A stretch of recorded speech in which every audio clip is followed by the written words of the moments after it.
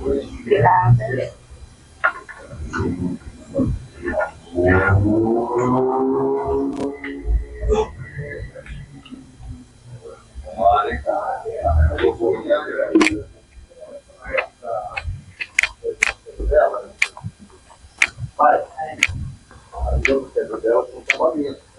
E aí,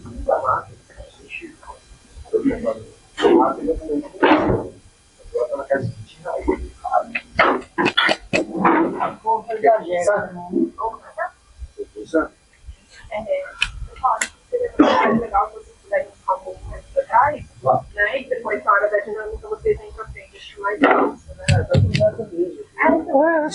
Eu já sentei aqui. Eu também. som.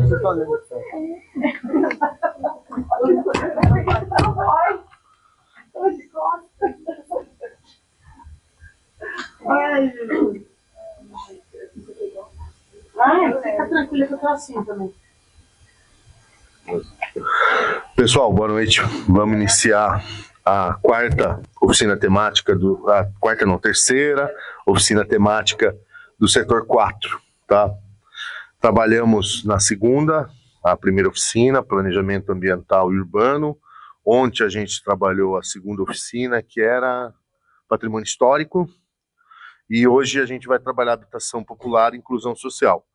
Segunda, terça e quarta da próxima semana, a gente faz as 3 últimas oficinas no setor 4, e com isso a gente encerra esse ciclo inicial aí de oficinas, tá?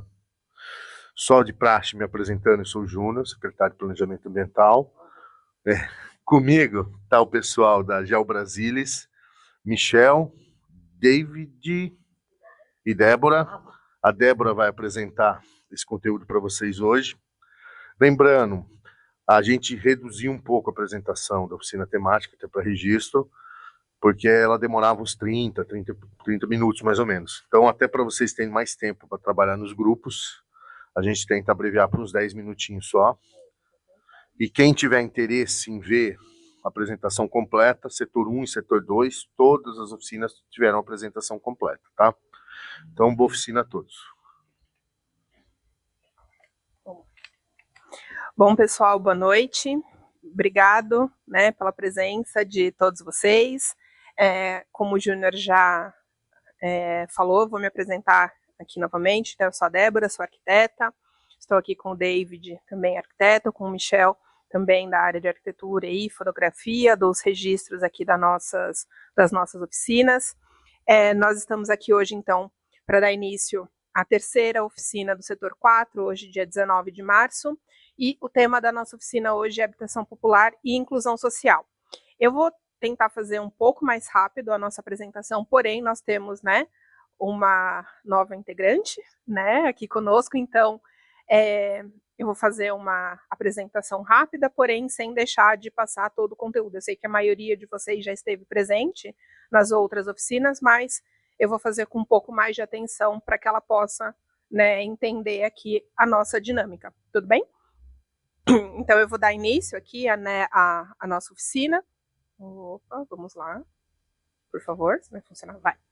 Falando um pouco, então, né, da nossa oficina, quais são os passos, né? Então, esse momento da abertura, alguns combinados que a gente vai fazer por aqui, essa apresentação, né, do conteúdo geral do contrato, do escopo do contrato. Depois nós teremos a apresentação temática que se refere ao tema que nós vamos tratar, a dinâmica que vocês vão realizar, né, ao final da minha apresentação, e, por fim, nós temos a apresentação dos resultados da dinâmica que vocês participaram e o encerramento da oficina.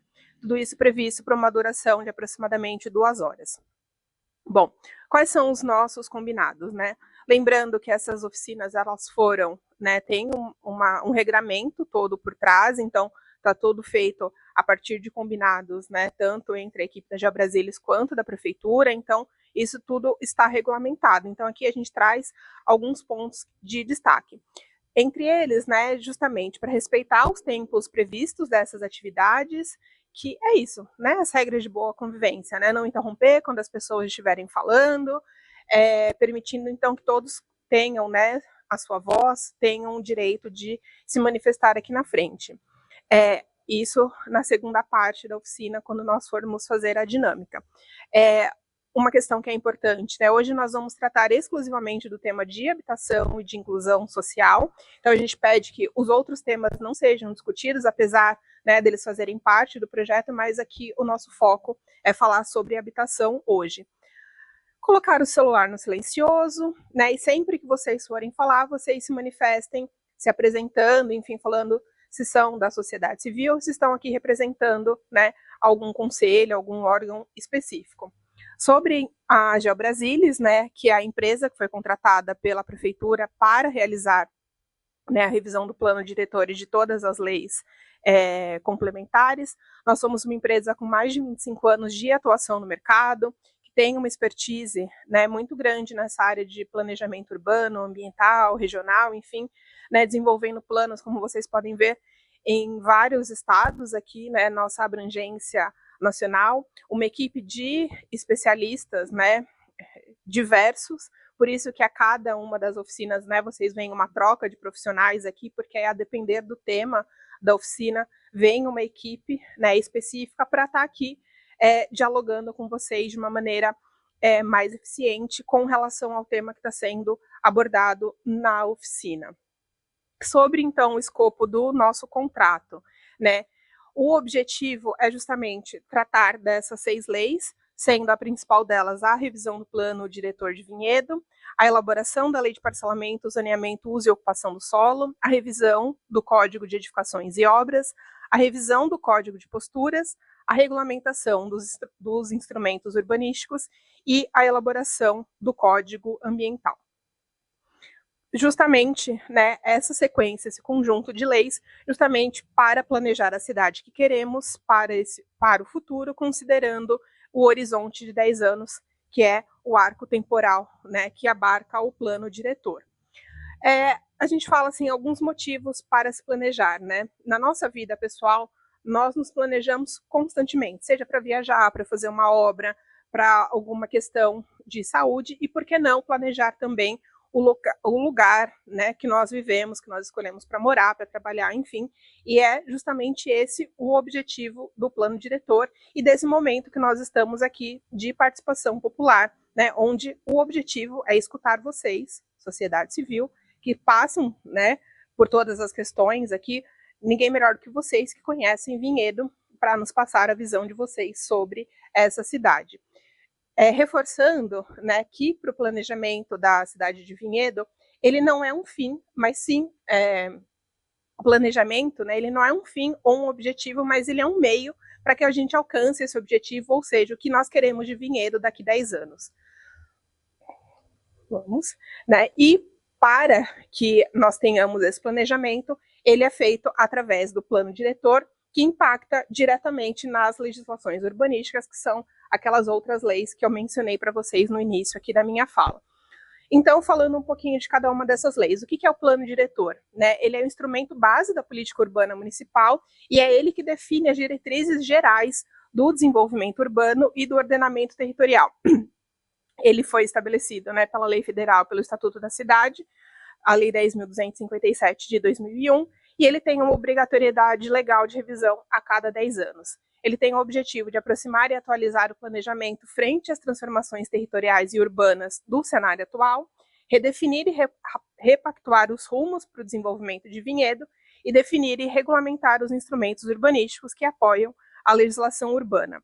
Atualmente, a lei vigente é a 66/2007, que institui, então, o plano diretor participativo aqui de Vinhedo, ou seja, já é uma legislação que está defasada, né, considerando esse arco temporal aí dos 10 anos para a revisão. Nós temos aqui hoje um dos mapas que está vigente, que corresponde ao macrozoneamento de Vinhedo, com as 5 macrozonas que estão divididas aqui o município e que vai ser também fruto de revisão e por isso também um dos motivos de vocês estarem aqui participando conosco dessas oficinas.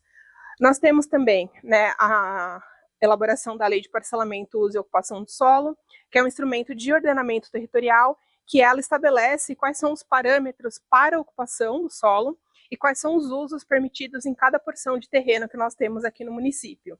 O uso, né, ele se refere às atividades que são permitidas no lote. A ocupação, ela define quais são as regras, né, de ocupação desse lote. E, por fim, nós temos o parcelamento, que define qual é a metragem mínima e atestada do lote e quais são os procedimentos administrativos para que seja feita a divisão do solo urbano. Tudo isso de acordo com a lei de zoneamento, que vai estabelecer em quais zonas cada um desses usos, enfim, estabelecer todo esse conjunto de parâmetros para a regulamentação, né, para a regulação do solo urbano aqui no município. Ele tem como objetivo, né, modernizar as normas de uso e ocupação do solo frente aos novos conceitos do desenvolvimento urbano, justamente adaptadas à proposta do novo plano diretor, então por isso que são legislações que são casadas, alinhar as permissões de uso e dos parâmetros de ocupação frente à atual dinâmica territorial e consolidar e atualizar as regras de parcelamento do solo urbano. Como vocês podem ver, nós temos uma sequência de leis complementares que foram aprovadas justamente para dar conta, né, de questões que a lei atual hoje não abarca. Então, há necessidade realmente de consolidar todas essas transformações numa lei que corresponda à realidade aqui do município atualmente. Aqui, né, assim como o mapa do macrozoneamento, o zoneamento ele pega aquelas 5 macrozonas e divide mais ainda em regiões menores com características semelhantes para que a gente possa, então, ter um panorama mais detalhado, né, dessas porções territoriais aqui do município. E aí, a partir desse mapa também que está sendo revisto todo o zoneamento do município. Nós temos também a outra lei, que é o Código de Obras e Edificações, que é um instrumento, né, de controle e fiscalização do espaço edificado e do seu entorno, que ele garante a segurança e a salubridade das edificações. Ou seja, é um instrumento, né, que visa garantir a norma robusta para regular as obras aqui em Vinhedo, modernizar e simplificar as regras vigentes, que são compatíveis com o surgimento das novas técnicas construtivas e o desenvolvimento tecnológico. Então, o objetivo é atualizar a lei frente às novas demandas e às novas tecnologias. Também é uma lei que foi elaborada em 2007, que está carecendo também dessa revisão. Nós temos também o Código de Posturas, que é a lei, né, que tem essas medidas de polícia administrativa, que são relativas à higiene, à ordem e à segurança pública, aos bens de domínio público e ao funcionamento dos estabelecimentos em geral. Ela tem como objetivo, né, atualizar as técnicas, procedimentos e práticas referentes aos temas pertinentes às posturas municipais, estabelecer quais são as regras, principalmente, né, para as infrações e as penalidades específicas, e definir quais são as responsabilidades quanto à fiscalização no município. Assim como, né, as legislações anteriores, ela também é uma lei que está muito mais defasada, porque é uma lei de 1979, e a partir daí foram criadas uma série de leis complementares para suprir as necessidades aqui do município. E, por fim, nós temos aqui o Código Ambiental, que é justamente o instrumento legal, né, que vai cuidar das diretrizes para a promoção da arborização urbana, para a gestão dos mananciais, das bacias hidrográficas, enfim, tudo que está relacionado ao meio ambiente se refere aqui à lei do Código Ambiental. Atualmente, essa lei não existe no município e o que vocês têm é o mapa, né, das zonas de interesse ambiental que compõem o atual plano diretor que está vigente. Mas como está sendo feito esse processo de revisão, né? Ele é composto por uma série de etapas de trabalho, são 8 etapas que estão sendo elaboradas, né, desde a elaboração do plano de trabalho até ali a última etapa, a 8 que corresponde à elaboração das minutas de lei dessas últimas legislações complementares, e nós estamos aqui exatamente na etapa 3, que é essa parte de divulgação, oficinas e audiência pública do diagnóstico. Fica no site, eu vou mostrar aqui para vocês. Imagina. Aqui, né, só para destacar que o nosso trabalho, né, o trabalho da GeoBrasília, iniciou no município em junho de 2024, estão nessa quase um ano já de trabalho, fazendo aqui o acompanhamento com vocês, e todos esses momentos que vão aparecer aqui são os momentos que estão previstos o processo participativo, o processo de vocês, a participação de vocês ao longo desse processo. Então, nas oficinas temáticas, que é esse ciclo que nós estamos aqui finalizando no setor 4, as reuniões dos conselhos, as audiências públicas, e todas as etapas, né, estão previstas, as reuniões com os conselhos, com as comissões, as reuniões públicas, né, as audiências, reuniões com a comissão técnica, enfim, uma série de momentos, né, em cada uma dessas 8 etapas que estão previstas a participação popular aqui durante esse processo, né, como vocês podem ver, até chegar aqui na reunião com os vereadores, né, que estão também fazendo parte desse processo, estão acompanhando as oficinas, enfim, para já estabelecer esse diálogo, porque é interessante que haja todo esse acompanhamento, porque são eles lá na frente que vão, né, aprovar essa legislação. Conforme, né, o regulamento que eu já mencionei das oficinas temáticas, elas são os espaços dedicados à participação da sociedade, justamente para levantar as informações sobre as temáticas importantes e permitir que a população participe ativamente do planejamento das políticas urbanas e territoriais municipais. Nesse momento, o que vale ressaltar é que, assim, nós, da equipe da consultoria, nós vamos evitar, né, fazer interferências, enfim, a gente vai deixar o processo extremamente por conta de vocês, né, a próxima etapa da dinâmica, para que vocês interajam entre vocês e passem para a gente qual é a visão, quais são as demandas que vocês têm aqui para a equipe da prefeitura e da consultoria. Então, nós não faremos interferência nesse momento. Para que serve, né? Por que participar, então, do planejamento participativo? É justamente para garantir que as políticas públicas, elas atendam às necessidades da população, melhorando os níveis da oferta e de qualidade dos serviços e a fiscalização da aplicação dos recursos públicos. Justamente, né, para que corresponda à realidade, para que se identifique os problemas a serem superados, para que atenda às expectativas quanto ao futuro, ou seja, a cidade que queremos, né, nesse horizonte dos próximos 10 anos, para que sejam levantadas as experiências e as ideias de vocês, da sociedade civil, e justamente para estar em sintonia com as demandas sociais e econômicas aqui do município. Justamente, você me perguntou sobre a divulgação, né? Se você entrar no site da prefeitura, vai ter um banner que vai direcionar justamente para esse site. Foi criado um site específico para a revisão do plano diretor de Vinhedo, e a hora que vocês acessam o site, aqui está pequenininho, mas nessa aba lateral vocês vão ter acesso a todo o material que está disponível aqui. Todas as apresentações, o diagnóstico, enfim, todas as oficinas, elas estão sendo gravadas, né? Ao final delas são elaboradas atas, então vocês podem acompanhar todo o conteúdo, tudo que está sendo produzido nessas oficinas. Entrou?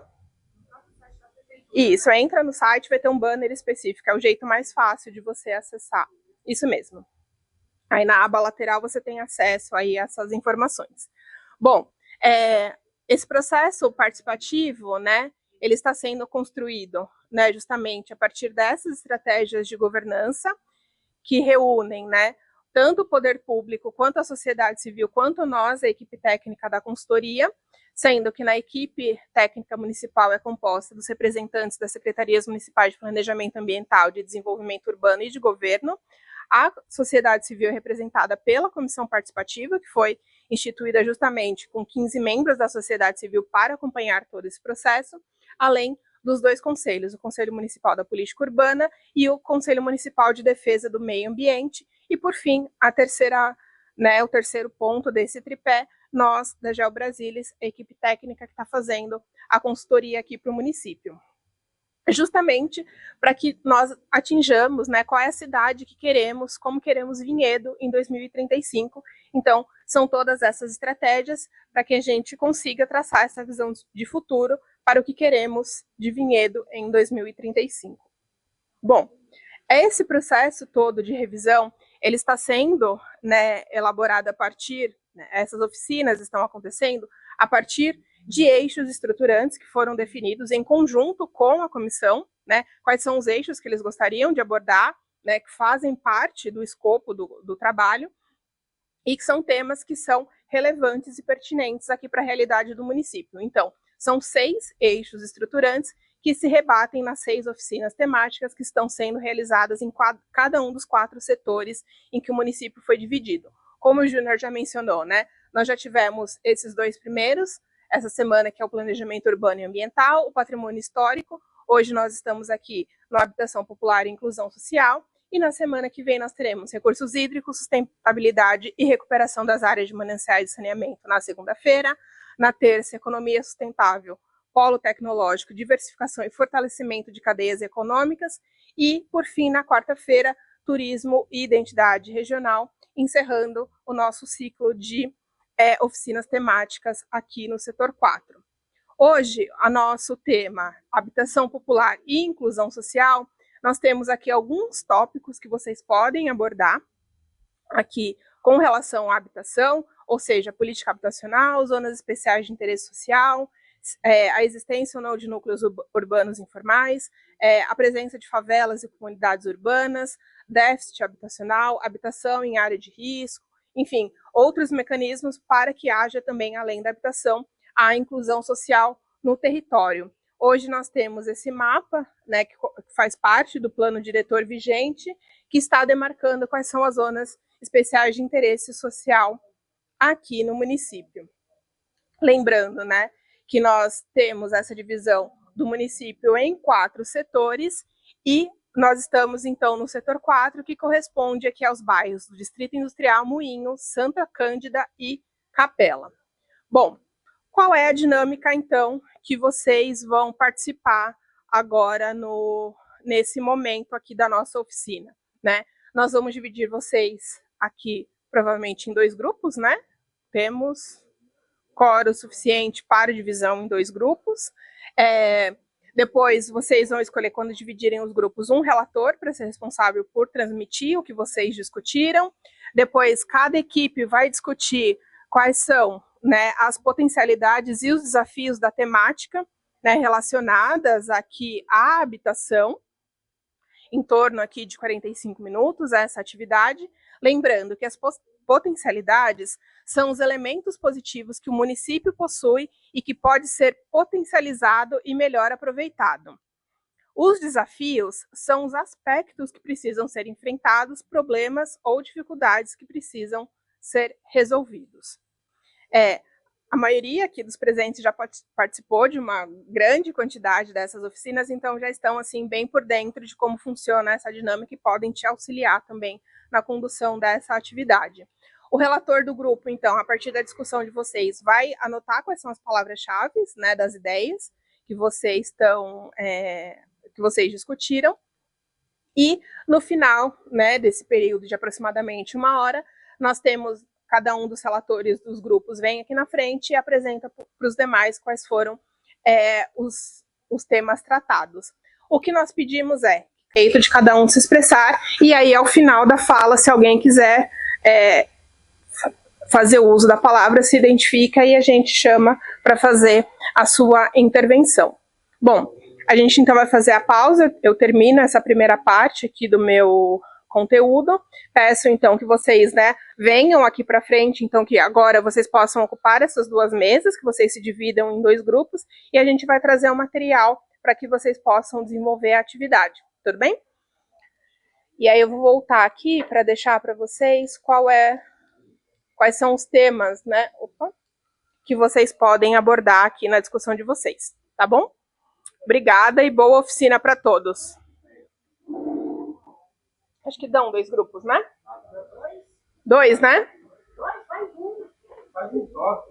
2, 3, 4, 5, 6, 7, 8. Mas temos 9, tem muita gente. 2 grupos. 2 grupos. 2, né?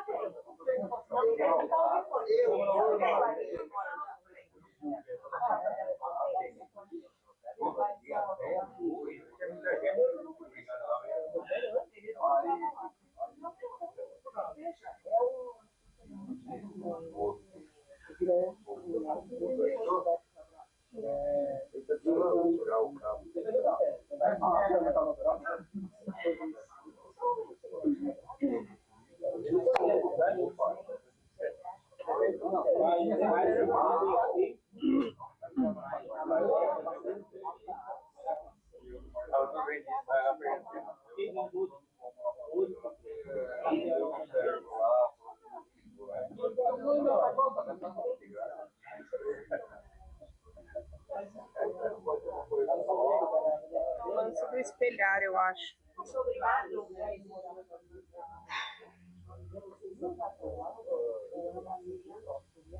Agora foi. Sou eu, não vou voltar, mas...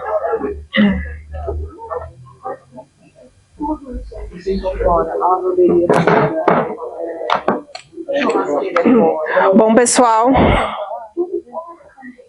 por favor. Porque a gente precisa gravar. Por favor, se vocês puderem, né, voltar para os lugares ali para a gente poder ouvir.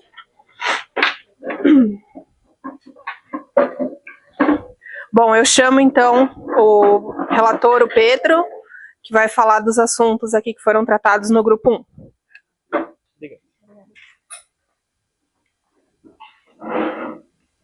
Boa noite. Nós tratamos, né, alguns desafios aqui. O primeiro é que a gente olhou para o mapa, né, e viu que não tem muitos locais para habitação popular não tem locais determinados. Então o primeiro desafio seria determinar locais para a construção das habitações. O segundo, né, a melhoria da mobilidade urbana, que a gente já tratou também no primeiro encontro sobre os ônibus, as calçadas, né? Então, essas casas, se a gente olhasse no mapa, né, que a gente viu que as zonas que foram determinadas, elas são muito afastadas do centro, das áreas centrais e das áreas de serviço. Então, seria necessário expandir a melhoria da mobilidade urbana para essas pessoas que principalmente trabalham em outras localidades que não são próximas da casa delas. O terceiro seria a fiscalização de empreendimentos pelo poder público, pensando naquela lógica de barrar as moradias irregulares nesse sentido. Então, o poder público, né, a prefeitura, deveria ter um órgão para fiscalização da maneira com que esses empreendimentos estão sendo construídos. Em quarto, o crescimento respeitando o meio ambiente. Então, a gente defende que a habitação popular deve ser construída, mas respeitando o meio ambiente, as áreas e reservas florestais que a gente tem aqui na cidade. Em quinto, o saneamento básico, porque se a gente for pensar na construção de novas habitações, a gente precisa do saneamento básico funcionando de maneira correta, né? Até mesmo para as casas que já estão construídas, elas precisam do saneamento. E no momento a gente tem a falta deles, né? Obrigado. Em sexto lugar, a gente colocou a realização de políticas voltadas para a preservação, né, ambiental, que também naquela lógica do crescimento ordenado, um planejamento visando o crescimento da capela estruturalmente. A gente vai construir as moradias, mas a gente também precisa da estrutura necessária, né, da infraestrutura também do poder público, como postos de saúde, escolas, ruas, para que facilite ali a mobilidade também, de uma certa forma, do bairro. E por último, a gente colocou um projeto de casas populares com valor acessível para moradores da cidade. Nisso, o nosso grupo citou que o poder a gente pensa no Minha Casa Minha Vida, né, que ele é um programa de abrangência no Brasil todo, e a gente poderia criar um projeto aqui na cidade que fizessem casas populares com valor acessível para os moradores da cidade, com uma certa tempo, né, de moradia aqui na cidade. Então, essas casas voltadas para esse público, assim. A gente tinha falado alguma coisa de 5 anos, né, alguma coisa do tipo. E como potencialidades, os estudos das áreas para moradias da capela, que podem ser feitas, a falta de inclusão social, né, que tem essa questão de vinhedo ser dividido entre vinhedo e capela, que não deveria existir, né, mas que existe, a gente precisa, de uma certa forma, romper com esse ideal. O crescimento desordenado da malha urbana e das moradias e ruas, existências de comunidades urbanas que possam discutir, debater esses temas dos problemas de moradia, no geral. Acabar com a anistia. Essa anistia seria das moradias irregulares também, que dessa forma a anistia que ele citou é assim: as casas são construídas e aí de 4 em 5 anos o governo vai e dá anistia para que e você não tem que pagar os impostos devidos para poder construir uma casa. É mais ou menos assim, né, que funciona. Então, se a gente acabasse com essa anistia, seria uma potencialidade para que o governo pudesse atuar de alguma maneira nessa questão da habitação. E, por último, os terrenos abandonados em áreas residenciais. Nisso, é uma coisa que eu observo bastante esse ponto é uma coisa que eu observo bastante aqui no bairro, que tem muitos terrenos abandonados que eles poderiam ser utilizados para a construção das moradias populares. E, ao meu ver, né, o poder público ele podia atuar, seja comprando ou fazendo acordos com os donos desses terrenos para construir, porque o terreno está abandonado e as pessoas estão construindo moradias irregulares. Então, isso é uma ação, né, que a prefeitura poderia fazer.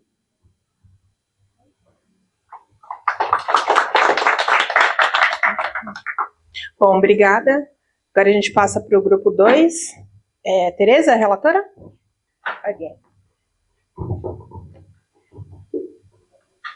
Bom, vamos começar pelos desafios? É possível? Isso. Primeiro, em face, inclusive, do que foi mapeado, na verdade, do que foi mapeado e não foi encontrado no diagnóstico preliminar que foi elaborado pela GeoBrasília, está lá, inclusive, publicado, depositado no site da revisão do plano diretor, o que a gente tem é uma ausência de informações atualizadas sobre o tamanho da demanda e o perfil dessa população que tem como foco a habitação popular. Inclusive, não só um perfil do ponto de vista de renda, mas é um perfil mais amplo que cruza, inclusive, com população que está hoje na área de risco, que, por exemplo, numa circunstância limite, pode ter necessidade de deslocamento, de aluguel popular, aluguel subsidiado pelo governo. Então, todos aqueles tópicos que foram colocados inicialmente para a gente pensar, todos eles demandam um conhecimento que a gente efetivamente não tem atualizado. A gente não sabe o tamanho da demanda, a gente não sabe o tamanho da população que mora em área de risco, a gente não sabe o tamanho da população vulnerabilizada que mora em habitação ou subhabitação. A gente não sabe questões de habitação irregular, né? Então, isso é o ponto zero. Para que você faça qualquer planejamento, você tem que ter um diagnóstico bem elaborado. E a gente colocou em azul aqui, porque a gente ficou discutindo onde é que entra isso, que era a ideia de ter um censo municipal com uma interface habitacional.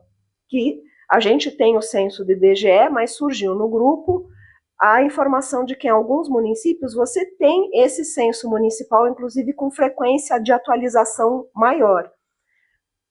E nós também não somos um município carente de informações que possam ser acessadas digitalmente, né? A gente tem um fluxo de informação que a gente vai mostrar em potencialidades através do cartão SIM, através de cadastros públicos da prefeitura, que poderiam ser informações que subsidiariam esse conjunto.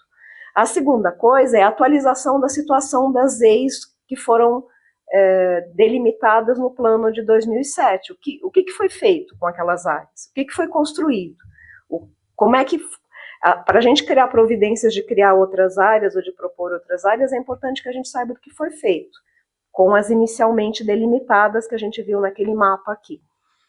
Terceira coisa, considerar a atual mancha urbana, ou os bairros consolidados, como foco para as EIs.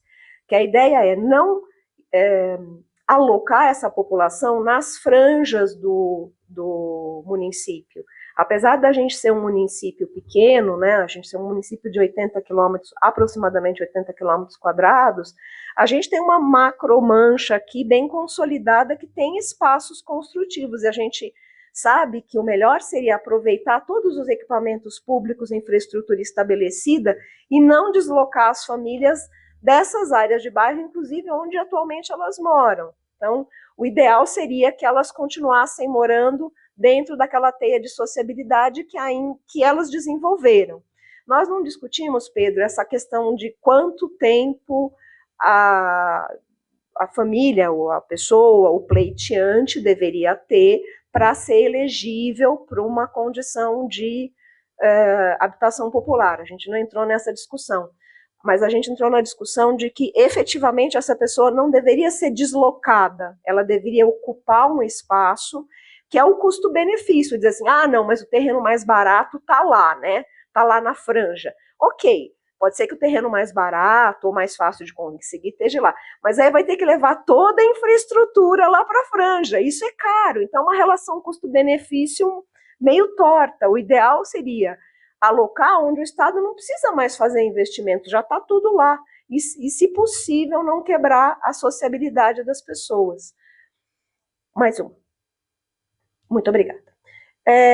Surgiu a discussão de o que foi feito do fundo habitacional, né? O que substituiu, se substituiu, como é que a gente efetiva a questão do financiamento de obras com finalidades habitacionais populares com o dinheiro do município, né? Então, isso é uma questão, a gente não sabe o que foi feito, tá? E o que nos gerou uma questão de transparência das informações, dos dados públicos de fácil acesso. Esses dados habitacionais, na verdade, a gente deveria ter eles no celular, né? Da gente entrar numa página e conseguir saber, olha, o fundo tem tanto, foram construídas tantas casas, tantas pessoas são elegíveis, tamanho da fila, que de verdade são informações públicas, assim, isso devia estar sendo distribuído de uma forma bem amigável, né? E muito fácil, como uma página na internet. E não estabelecer conflito entre habitação popular e preservação ambiental. Acho que isso já é uma questão pacificada, né? Não é ocupar áreas de floresta consolidada ou em processo de regeneração, não é construir em cima de nascente, não é dar providências de abrigar a população num espaço que também é necessário tanto para essa população quanto para a população da cidade como um todo, que é o espaço de preservação ambiental. Para potencialidades, a gente elencou aproveitar os espaços construtivos com infraestrutura já consolidada, né, a cidade já constituída e não as áreas afastadas. Então, esse mapeamento hoje é feito facilmente com imagem de satélite, cruzamento de banco de dados da prefeitura. Uma das alternativas da gente entender o tamanho dessa demanda, além do censo que a gente colocou lá, é usar o CAD único e um sistema simples de informação que efetivamente integra as informações de perfil que a gente costuma entregar pelo menos de 2 em 2 anos, né? Quando a gente vai fazer a renovação do cartão SIM, quando a gente vai acessar sistemas enfim, sistemas públicos de saúde, de educação, você tem um conjunto de informações muito denso que você tem que oferecer para o Estado. Na verdade, isso poderia ser um cruzamento e uma constituição de um banco de informação que possa suprir as informações que se precisa, por exemplo, para traçar o perfil da demanda. E a partir dessa discussão que a gente teve, estabelecer como potencialidade também a questão da acessibilidade das construções sustentáveis, né? Então, também a gente acho que tem que dar o passo para diante para tentar entender que a gente tem uma população que está envelhecendo, a gente tem uma população que tem um perfil, supondo-se, né, porque a gente não sabe, mas um perfil etário e com necessidades específicas por esse perfil. Então, pensar em acessibilidade dentro de um rol mais amplo, né, não é só pessoas que têm algum tipo de particularidade ou deficiência física, mas um perfil de população amplo, né, que beneficie todo mundo. E a questão das construções sustentáveis, que também é outro paradigma. A gente deveria considerar na questão das construções, inclusive das construções populares, critérios de permeabilidade, área verde, reaproveitamento de água, produção de energia, e isso como paradigma, assim, é básico, né? Digamos assim, a gente não precisa mais ficar discutindo, isso precisa ser o ponto de partida para um novo perfil de construção de habitação popular, né? E é isso. O grupo tem alguma... Desculpa, o grupo tem alguma questão que queira colocar? Não? Tudo bem? Ok. Obrigada. Desculpa, interrompi os aplausos. Imagina. Bom, mais alguém gostaria de se manifestar ou podemos dar prosseguimento aqui para encerrar a oficina? Certo? Então, vamos fazer o encerramento aqui formal da nossa oficina. Bom, Primeiro, né, agradeço mais uma vez a presença e a participação de todos vocês, né, principalmente, né, grande parte de vocês está nos acompanhando desde a primeira oficina, então isso é super importante nesse processo, né, participativo, enfim. A gente está indo justamente finalizando já essa etapa, onde nós vamos consolidar todas essas informações que vocês estão nos passando, enfim, complementar o diagnóstico, né, é uma primeira versão, esse diagnóstico que foi ofertado, enfim, e agora justamente a gente está nesse processo de revisar esse conteúdo, atualizar algumas informações que foram adquiridas aqui ao longo desse processo, então é importante ressaltar que a empresa também está lidando com as atualizações, né, muito em função das demandas que a gente está ouvindo aqui de vocês, mas também de informações novas que estão sendo, né, coletadas junto à prefeitura, estão sendo disponibilizadas, enfim, tem uma série de coisas que estão sendo feitas nos bastidores, digamos assim, né, a nossa parte da consultoria, que é correr atrás, de fato, dessas informações para que elas sejam disponibilizadas para vocês, né? Então, a gente está correndo atrás nesse trabalho de formiguinha, de reunir as informações e, ao final de todo esse processo, entregar esse diagnóstico consolidado com essas informações e com a contribuição de todos vocês ao longo dessas 24 oficinas. Então, para encerrar, né, falando aqui, justamente repassando, né, por todas essas oficinas que já foram feitas essa semana, de planejamento urbano e ambiental, patrimônio histórico. Hoje, né, nós estamos finalizando a de habitação popular e inclusão social, e na próxima semana teremos as 3 últimas oficinas, a parte ambiental, de recursos hídricos, sustentabilidade e recuperação das áreas de mananciais e saneamento, a de economia sustentável, polo tecnológico, diversificação e fortalecimento das cadeias econômicas, e encerramos na quarta-feira com o acesso, mais 3 audiências públicas agora programadas para o mês de abril. Vamos lá?